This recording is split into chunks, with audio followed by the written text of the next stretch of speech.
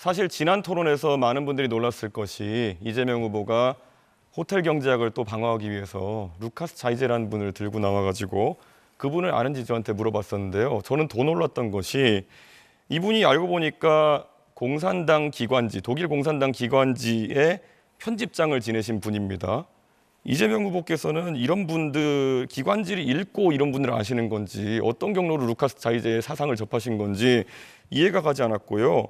저는 이런 사례를 드실 때 어떻게 조사하셨으면 국민들에게 본인의 호텔 경제학을 방어하기 위해 가지고 공산주의자의 철학을 들고 와서 가르치려고 드시느냐. 저는 이게 의아하거든요. 이 해프닝에 대해 가지고 어떻게 본인이 이 루카스 자이제의 사상을 알게 되었으며 잘못 설명한 것에 사과하실 의향이 있는지 궁금합니다. 시간을 양도하시겠습니까? 네, 10초 드리겠습니다. 10초 드리겠습니다. 20초 드릴게요. 20초입니다.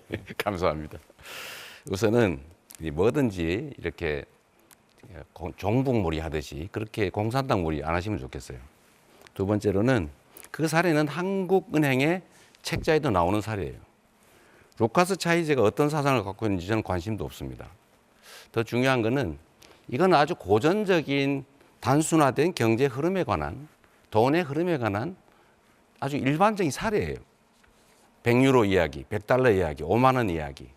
그 얘기를 한 건데 전체를 얘기하면 전체를 보시고 그중에 일부 이걸 왜곡 과장해가지고 이거를 침소봉대하지 않는 게 좋지 않을까. 그게 진정한 토론 아닐까 그런 생각이 듭니다. 20초 지났습니다. 제가 사실 가장 놀라운 것이 우리 이제 세 번째 토론이기 때문에 유권자분들이 이재명 후보의 패턴을 읽으셨겠지만 본인이 지난 토론에서 먼저 저에게 루카스 자이제 아냐고 물어보신 다음에 지금 저한테 종북몰이 하지 말라고 하고 계십니다. 이게 얼마나 황당한 상황입니까?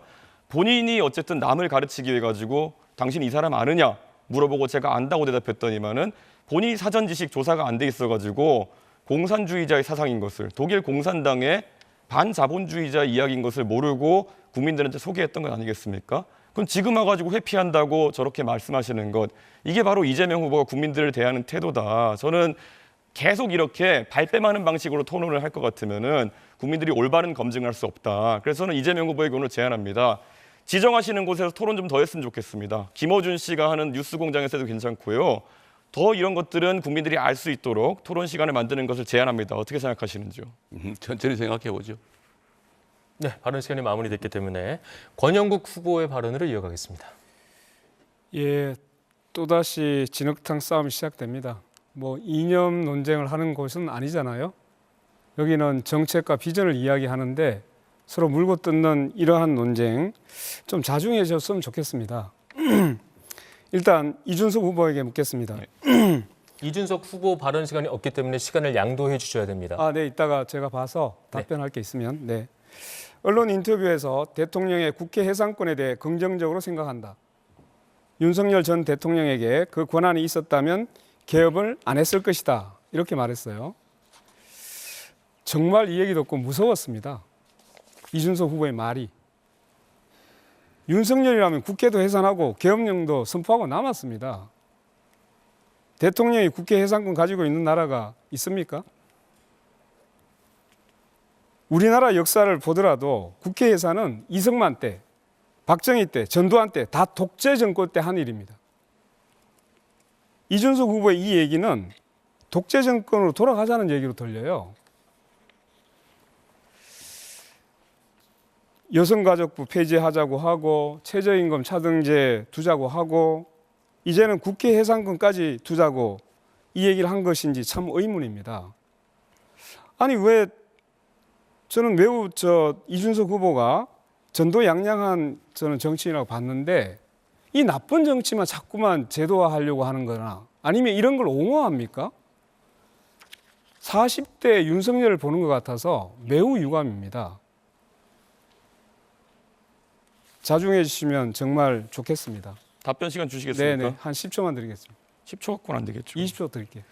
사실 제도를 말씀하시는 거라면은 아까 권영국 후보께서는 비례대표제의 확대를 좋아하시는 걸로 보였습니다. 그게 내각제적 요소를 도입하는 겁니다.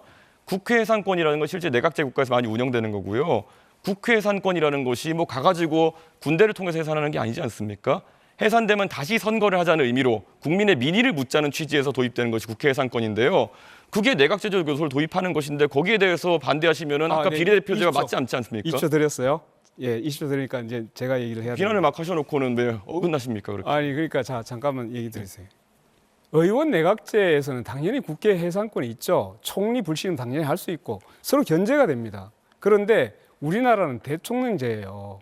대통령제에서 국회 해산권을 준다는 것은 국회가 없어지면 견제 기능이 없습니다. 그러면 1인 치하가 되는 거예요. 대통령 1인 치하. 이게 독재를 지금 유도하고 있는 게 아니게 뭡니까?